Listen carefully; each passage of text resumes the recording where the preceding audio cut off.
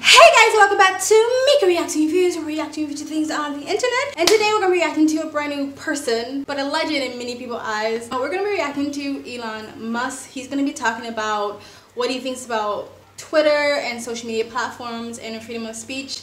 And unless you've been living under a rock, and unless you've been living under a rock in a cave, and you don't know who Elon Musk is, or about the news about Elon Musk possibly buying out Twitter, that's exactly what's going on. Elon Musk is, he bought out a giant stake in Twitter, I guess when it comes to stocks, and then they were trying to introduce him or put him on the board, because if you are a board member on Twitter, you have a limited amount of stocks or assets you can own of Twitter. So he said fuck that, because I think he wants to keep himself open to possibly buying more of Twitter and buying enough where he actually has some control or leeway or say of what happens to Twitter or what happens on Twitter or how Twitter is ran, and kind of pushing Twitter's back up against the wall, because like since he bought up such a large stake in Twitter, the stocks is going up in Twitter. If he pulls out, if he takes all his money out of Twitter or he sells his stock, then the Twitter stocks is going to plummet, which is going to upset a lot of stockholders. We all know when it comes to businesses, the stockholders is who really, you know, controls and have a lot of say in what's going on, because you don't want to upset them, because they're the ones who keeping your business afloat. A lot of these people, a lot of these major corporations, right? And so it's like either A, give me more control, let me buy Twitter out, or B, I will sell my share and your stocks will plummet, upsetting your stockholders and maybe them possibly pulling out as well, and then Twitter would just crash and burn. So he's kind of like making them an offer they can't refuse. Musk tweeted his offer should be put to a shareholder vote. In his letter to the chairman of Twitter's board, Musk said that if Twitter rejects the offer, he'd reconsider his position as a shareholder in the company. But anyway, we're going to react to this video and see what Elon has to say. But before we do, if you like this type of videos, please like, comment, and subscribe. Hit that button to get notifications when I do upload. All of that really does help with the algorithm, guys. And if you'd like to support this channel even further, you can donate. My PayPal and Cash App link is in the description box below and also in the comment section. Of course, it helps, but you don't have to. You can just like, comment, and subscribe. And another great way to support this channel is either join my brand new membership program, different levels, different tiers, different perks, or you can visit my brand new merch shop. Links down below, and links to all of my alternative platforms, my socials, and all the ways to support me and do business with me is in the links down below. Other than that, sit back, relax, and enjoy the video. All right, here we go. I think it's very important for there to be an inclusive arena for free speech, where all, Twitter has become kind of the de facto town square. It's just really important that people have both the reality and the perception that they are able to speak freely within the bounds of the law. And you know, so one of the things that I believe Twitter should do is open source the algorithm and make any changes to people's tweets. You know, if they're emphasized or de-emphasized, that action should be made apparent, so anyone can see that action has been taken. So there's no sort of behind-the-scenes manipulation, either algorithmically or manually. Okay, so yeah, I like the idea of open sourcing the code of Twitter. I saw this on another channel that kind of explained this more in depth about opening up the coding of Twitter, open sourcing it. I'm probably saying this completely wrong, but I saw another clip talking about this. I'll insert it into this video. Musk believes Twitter's coding structure should be transparent as well. If he purchases Twitter, he said he would post its open source data on GitHub, a popular forum for coders, so people can access the company's data, identify flaws, and offer solutions. And he also talks about how he feels like if someone does, let's say, break the rules of actual hate speech, like threatening harm or violence, continuous harassment, or making any type of threatening violent threats like bomb threats and stuff like that, then if they break the rules, they'll be given maybe a suspension, but then let back on the platform. He cautioned against permanent bans from Twitter, advocating for temporary suspensions instead. He would also make Twitter's content moderation practices more transparent.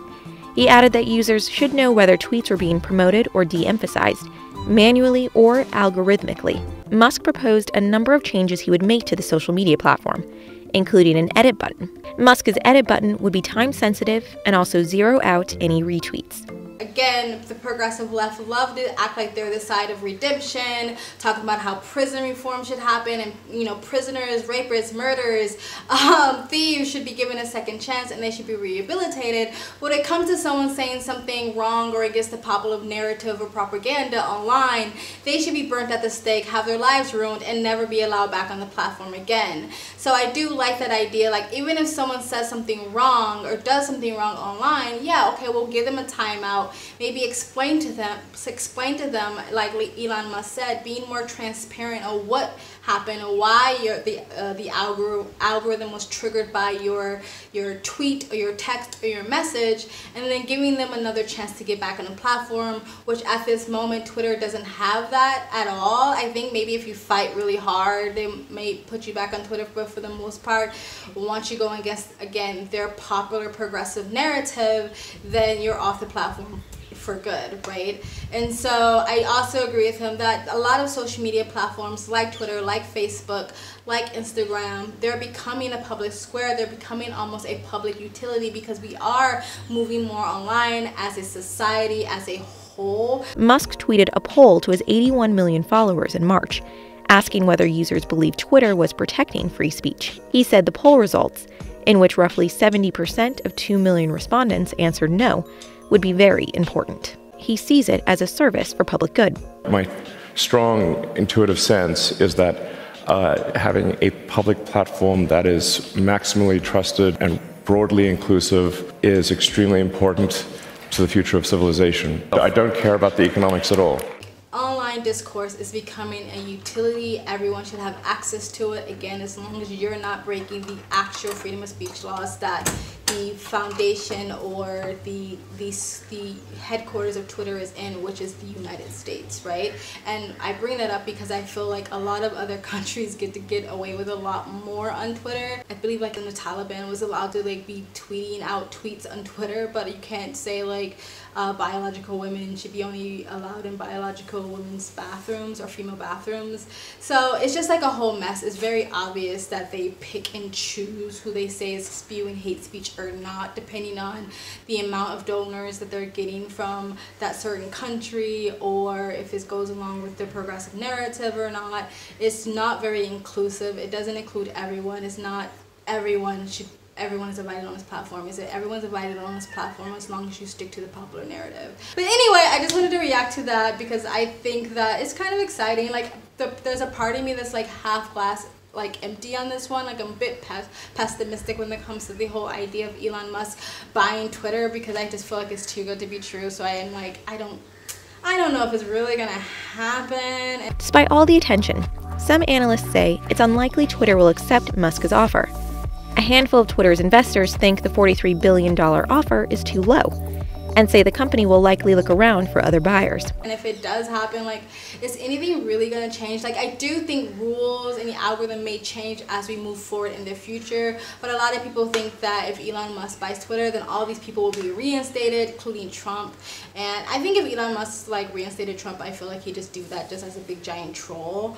But I can see him reinstating Trump if Trump ran for presidency again, because I feel like then it's a necessity for someone who's running to become president have access to a platform that is becoming a public utility. But do I think Elon Musk is going to buy Twitter and just reinstate everything and it's just going to become a free-for-all? Like, I don't necessarily think that. I think as we move towards the future, freedom of speech, people being able to express themselves and not people being banned, and I like the idea of even if you are suspended, you're allowed back on Twitter. I think in the future, yes, but do I think there are going to be these mad radical changes right off jump? Maybe. I mean, Elon Musk is kind of a troll that way, so maybe, but I'm kind of still looking at it with a pessimistic eye and kind of feeling like this probably won't go anywhere. I don't know. Maybe it will. Tell me what you guys think in the comment section below. I like Elon Musk. I go between thinking he's like a mad genius, like the smartest man on the planet, to the most giant and artful troll there is, to being like the Antichrist. Like, I go back and forth. Or time traveler. A time traveler could possibly be a time traveler. Tell me what you guys think in the comment section below.